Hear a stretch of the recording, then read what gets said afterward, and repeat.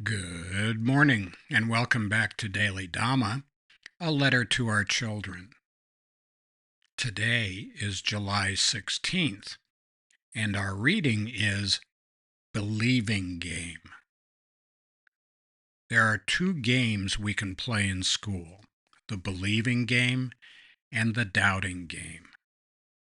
The doubting game goes like this.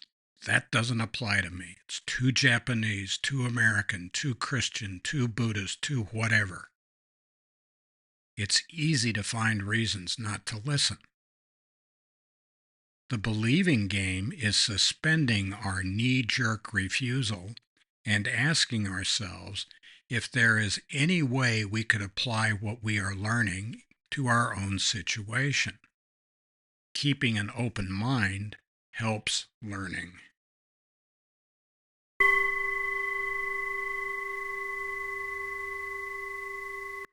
There's no two ways about it. If we are to learn something or to find new ideas, we do have to pay attention, and that takes an effort. It's a lot easier to just coast along and go, no, I don't listen to duck-billed schmoes. No, I'm not talking about those needle-nosed schmoes either. No, I'm not going to do this. I'm not going to do that. I'm not going to do the other thing. That's like rolling a rock downhill.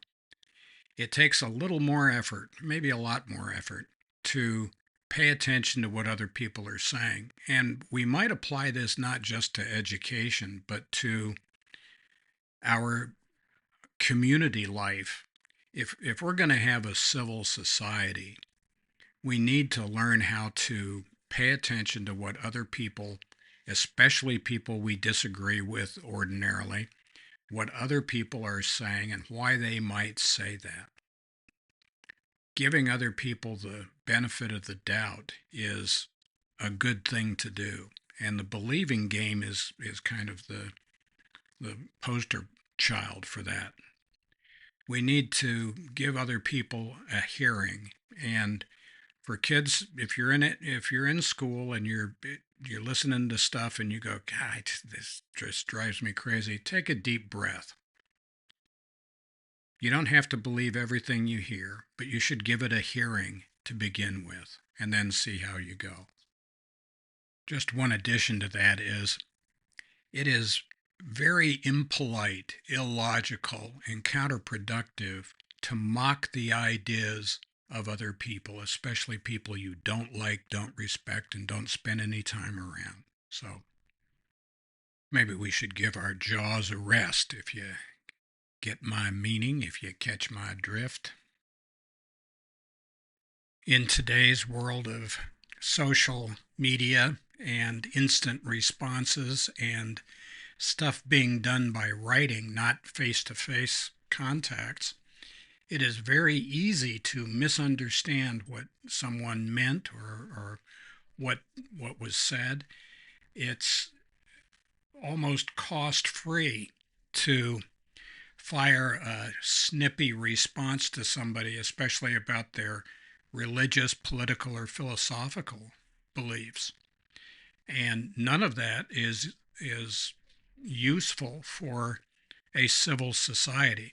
A civil society, at a bare minimum, needs to have respect for the other person's right to express their opinion. And no, that doesn't mean screaming fire in a crowded theater either. You know, the I know it's fashionable these days to say that speech is violence. No, violence is violence. Burning things down is violence. Beating people is violence. Throwing things at people is violence. Blocking people, forcing people to do your will, that kind of stuff, that's violence. Speech is not violence. And so let's be clear about that. This month is devoted to effort, and it takes an effort to be polite and respectful of others. So happy trails to you until we meet again.